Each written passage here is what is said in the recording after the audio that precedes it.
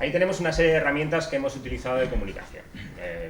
Sin orden, faltan, cito, no es evolutivo, simplemente quería recoger unas cuantas. El correo electrónico, el chat, el foro, los sistemas de gestión de contenido o CMS, los sistemas de gestión de clientes o CRMs, etcétera, etcétera. Y hemos llegado a las redes sociales. Bien. Aquí se introducen, en el caso del marketing interactivo, dos figuras. Una que ha sido citada aquí, al menos dos que yo mencionaría ya. Una es la de Community Manager, que todos más o menos conocemos. Quizás no conocemos tanto el de curador de contenido. El curador de contenido, si conocen el término de curador del arte, es una persona que selecciona y define una exposición bajo una serie de criterios. ¿Para qué? Para intentar introducir un elemento existente de una manera más fácil a los que no somos expertos en la materia. En este caso, el del arte.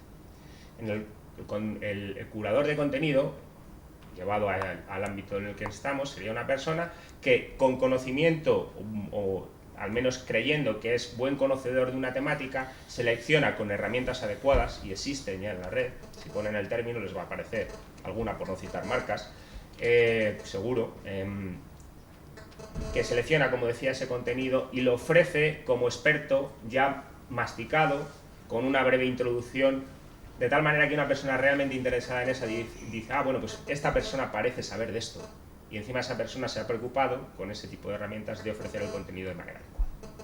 Bien, conjunto, esto mismo lo podemos llevar a la formación. De hecho, yo empiezo a pensar que hasta ahora hablábamos en las empresas de comunicación como si la comunicación en la empresa no fuera formación. ¿Acaso no formamos a los clientes cuando les vendemos un producto? ¿O acaso los productos no vienen con sus manuales?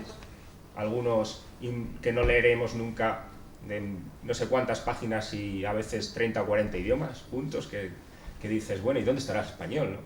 O incluso recordaréis el típico producto que no viene en español, la explicación, ¿no? Bien, ¿qué ocurre? Pues que realmente necesitamos empleados que formen a nuestros clientes. De hecho, una de las funciones principales hoy en los servicios, incluido, por supuesto, en cualquier ámbito de la formación o del sector educación, está en formar a nuestros clientes. La educación es un servicio, a fin de cuentas. Bien, por otro lado, por supuesto, es menester del directivo formar a sus empleados. ¿Para qué? Para vender mejor sus productos. Y por tanto, cuando yo acudo a un empleado, cumpliendo, cerrando todo el triángulo, cuando yo quiero un empleado para comprar algo, esta persona debería de saber de ese producto o de ese servicio y saber explicarme. Por tanto, este triángulo es perfectamente válido también para la formación y, por supuesto, para la formación 2.0. Otro modelo es el modelo de los pilares de la calidad en el learning. Simplemente es trasladar otro triángulo, también entiendo que otro triángulo que debemos mantener de manera equilibrada, con tres esquinas básicas, que son pedagogía, tecnología y economía de empresa, en el caso del e-learning. Por tanto, para poder mantener la calidad, ya sea en espacios virtuales de enseñanza-aprendizaje, ecosistemas, como los mencionaba antes Julio Cabero, bien sean LMS, LCMS o como los quieran ustedes llamar, PLEs, etcétera, etcétera, llegar a las redes sociales, también las redes sociales como ejemplo o como inclusión de herramientas para la comunicación o la colaboración en el desarrollo de contenidos, a aquellas que ya existían anteriormente, porque en el fondo las redes sociales no vienen a ser una evolución. Los entornos empresariales hoy bien han empezado por un gestor de contenidos, bien hayan empezado por una plataforma de formación a distancia o bien hayan empezado por una red social, no vienen a ser otra cosa que un gestor de conocimiento o una herramienta de gestión de conocimiento. Son muchos los ámbitos, como ven, desde los que, y estos son áreas científicas reales, que intentan enfocar o acercarse al concepto de calidad. Los tenemos desde la tecnología, los tenemos desde la economía y empresa, y los tenemos desde la pedagogía, por supuesto, y mezclas, ¿no? En áreas intermedias. La que yo me voy a centrar por mi de formación es en el marketing de servicios, y también en parte porque es un área intermedia, como la calidad percibida, satisfacción, etcétera, etcétera, en la gestión de la calidad. Pero lo primero, contextualicemos esta calidad.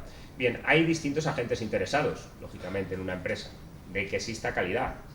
También en la calidad en la formación 2.0, por supuesto, los empleados, los sindicatos, etcétera. Por otro lado, tenemos que todos ellos tienen distintas concepciones y objetivos, distintos intereses. Entonces, uno de los elementos que tenemos que procurar es que haya cierto nivel de convergencia de esos objetivos a la hora de formar, ¿no? Lo mismo que a la hora de vender un producto, ¿no? Es en parte relacionado con el triángulo de la comunicación que les presentaba antes. Luego, calidad de la formación, hay que ver cómo definimos esa calidad, ¿no? En qué términos, a qué atendemos. Yo les voy a presentar una de esas perspectivas, como les decía. Y por supuesto, como en toda actividad empresarial, debemos, o cualquier actividad institucional, debemos de saber planificar, hacer un seguimiento y un control de los resultados de dicha actividad, ¿no? Bien, otro modelo, un modelo al que me iba refiriendo, es el siguiente. He intentado resumirlo en causas y efectos. Esto es un modelo contrastado para todo ese tipo de sectores, también sectores electrónicos, en donde se vincula que si yo, tal cual les escribo, les tengo plasmado, perdón, en la diapositiva, mejoro la calidad de mi servicio, de mi producto, o atiendo a la variable precio, en función de esas tres se construye, o esas tres definen, o son predeterminantes de la satisfacción, en este caso, del alumno, y por tanto de su lealtad. Porque en el fondo, ¿qué es lo que queremos con las redes sociales dentro de nuestra institución? Que nuestros alumnos sean leales, ¿no? Que se sigan formando por esa vía. ¿Qué es lo que queremos con los que hagan de profesores? Que pueden ser nuestros compañeros de la empresa, o nuestros compañeros de la administración. Que sean leales también a ese proceso, a esa herramienta que les planteemos, a esa metodología que puedan plasmar a través de las herramientas que les ofrezcamos, etcétera, etcétera. Pero centrándonos en lo que estamos, lo que sí nos dice, y este, como les digo, es un modelo válido y lo pueden existente para evaluar cualquier calidad de servicio, incluida la calidad de la formación 2.0, esta depende de esos 5 factores o causas. Por un lado, y seguro que estarán conmigo, o así lo espero al menos, tiene que ser de confianza la formación que yo reciba a través de mi red social. Tiene que ser, o las personas que la ofrezcan tienen que tener suficiente capacidad de respuesta ante la formación que yo reciba. Tiene que ser un sistema seguro. José, simplemente avisarte, estás muy cerca del... Sí, perfecto. No te preocupes, gracias. Gracias. Si es en los modelos donde más me detengo, luego ya es más lanzada. Por supuesto, tiene que haber cierto nivel de empatía. ¿Cómo no? Bienvenidos sean los emoticones para comunicarnos con ellos. Y por supuesto también la plataforma, es decir, la parte visual, la parte tangible de la misma, tiene que ser agradable para el usuario, tiene que ser usable por el mismo, etcétera, etcétera. ¿Cómo controlar? Y voy terminando. Bueno, yo les presento primero el caso de, o una posibilidad que es relaciones causa-efecto, y en este caso les pongo un ejemplo de lo que hacemos en la actividad del observatorio. Y por otro lado, otra forma sería atender a los, y así he querido llamarlos, sistemas de valoración 2.0, lo que todos conocemos ya y que ya prácticamente recogen todas las páginas. El retuiteo, el me gusta, los sistemas de votación, el estoy leyendo, sigo a, comentarios, ¿por qué no? Es decir, si yo tengo un buen empleado que tiene un buen blog, o el ejemplo que citábamos antes, un estudiante que tiene un buen blog, si es muy votado, de la manera que sea, lo normal es que ese contenido sea relativamente bueno. Es decir, son los propios usuarios los que evalúan y otorgan a ese contenido si ese contenido formativo, en el caso en el que estaríamos, es o no es de calidad. Atendemos a las herramientas existentes para localizar aquellos buenos generadores de contenido formativo, aquellos buenos foros, aquellos buenos blogs, etcétera, etcétera. Esa es una de las propuestas que entiendo puede ser adecuadas a la hora de atender a la cuestión de la calidad y de la selección y búsqueda y localización de los buenos formadores y de los buenos contenidos. La otra opción es la relación causa-efecto. Les pongo un ejemplo. Para hacer un seguimiento de del impacto de una acción concreta, por ejemplo la publicación de un boletín, ¿por qué no contrastarla con el reflejo que esta tiene sobre una red como Facebook? Entonces, nosotros hemos hecho esa actividad y realmente constatamos que existe una relación directa y positiva, una relación de causa-efecto entre el momento de publicación de un boletín y la actividad que se desarrolla en Facebook. Con ello podemos valorar si ese boletín fue, en cierta medida, tuvo mayor o menor impacto. Les digo esto como ejemplo, como podría ser con cualquier red o conjunto de redes.